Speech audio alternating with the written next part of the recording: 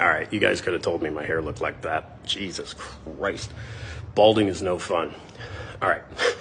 Anyway, so the Ga had suffered losses, but they were far from defeated.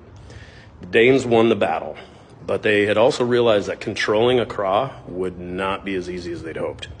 Danish forces suffered casualties as well, and the battle showed them that the Ga people were formidable opponents. Now, we don't have like the exact number of how many died, but we know it was pretty heavy on kind of on both sides, right?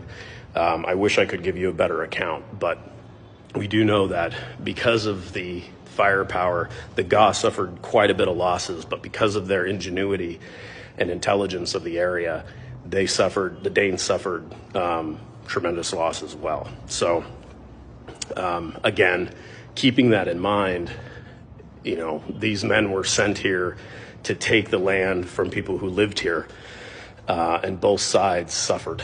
And that's what this is all about, you know, remembering those men that were sent into battle and otherwise forgotten in the span of time.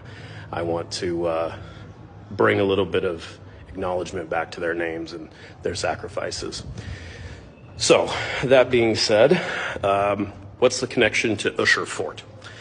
Now, the victory at Nsakina allowed the Danes to continue their expansion, leading to the eventual construction of Fort Christiansborg, which is Osu Castle, in the same year of 1661.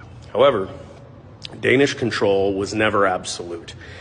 Over the next 100 years, power would shift between the Danes, the Dutch, and British, and forts like Usher and Christiansborg Castle would play central roles in the struggle for that dominance. There was a significant earthquake here that damaged this fort, and the Danes no longer wanted to put any effort into it. So they passed the control over to the British in the 1700s, and it became held by them. Then, as time went on, they turned it into a prison, which is why you've seen so many bars and the cells that I was just walking through. So that's that, guys. The Battle of Nsakina was more than just a skirmish. It was a defining moment in the European struggle for control of Accra and a testament to the Ga people's resilience.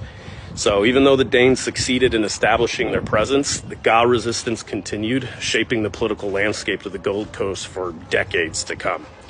Thanks for coming in to You Didn't Give a Shit, but I'm going to tell you anyway. I'll see you next time, guys.